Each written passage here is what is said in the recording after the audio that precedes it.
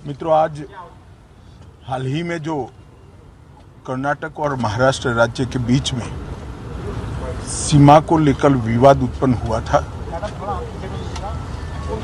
इस विवाद की समाप्ति और इसके संविधान सम्मत मार्ग के लिए मैंने महाराष्ट्र के मुख्यमंत्री, उप मुख्यमंत्री और कर्नाटक के मुख्यमंत्री, गृहमंत्री और वरिष्ठ साथियों को आज यहाँ पर बुलाया था।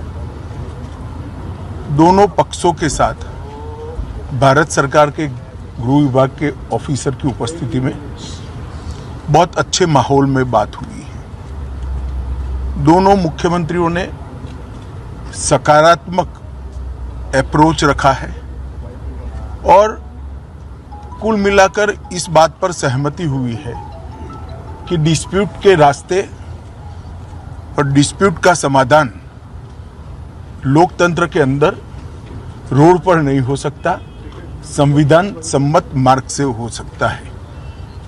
तो अतः कुछ फैसले हुए हैं जो मैं आपको बताना चाहता हूं।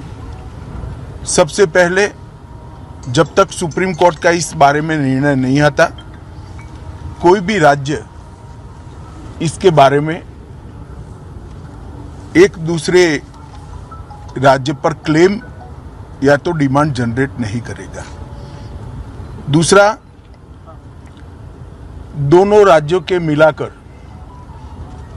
दोनों ओर से 6 मंत्री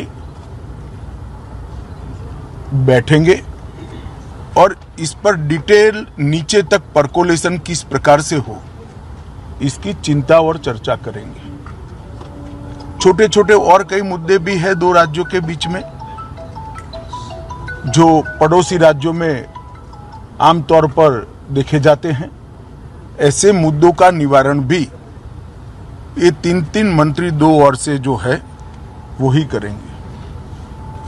दोनों राज्यों में कानून और व्यवस्था की परिस्थिति ठीक रहे, अन्य भाषाभाषी आबादी को या तो यात्रियों को या व्यापारियों को किसी भी प्रकार की परेशानी न झेलनी पड़े, इसके लिए एक सीनियर आईपीएस अफसर की अध्यक्षता में दोनों राज्य कमेटी बनाने के लिए सहमत हुए हैं, जो कानून और व्यवस्था को संविधान के हिसाब से ठीक रखने में प्रयास करेंगे। जब मामलों की चर्चा भी हुई तो ये भी ध्यान में आया है कि पूरे मामले में फेक ट्विटर ने भी बहुत बड़ा रोल निभाया है।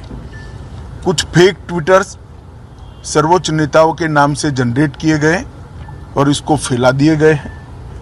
और ये मामला बहुत गंभीर इसलिए है कि इस प्रकार के ट्विटर से दोनों ओर की जनता की भावनाएं उद्वेलित होती हैं और घटनाएं जन्म लेती हैं। तो तय हुआ है कि जहां जहां भी इस प्रकार के फेक ट्विटर के मामले सामने आए हैं, वहां पर एफआईआर रजिस्टर की जाएगी और जिन्होंने किया है उसको भी जनता के सामने एक्सपोज किया जाएगा। तो एक बहुत अच्छा, एक प्रकार से सर्वसम्मत निर्णय आज की बैठक में हुआ है। इसके बाद मैं दोनों राज्यों के विपक्षी पार्टियों के मित्रों को भी इस देश के गृह मंत्री नाते अपील करना चाहता हूं,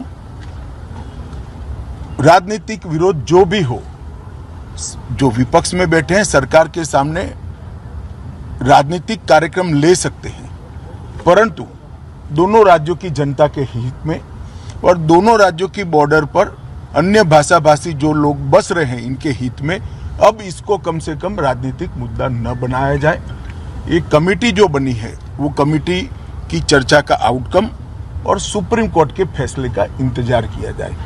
मुझे विश्वास है कि दोनों राज्यों में कांग्रेस, एनसीपी और उद्धव ठाकरे जी का ग्रुप, ये सारे नेता इस बात में सहयोग करेंगे कि इस बात को राजनीतिक रंग न दिया जाए। धन्यवाद।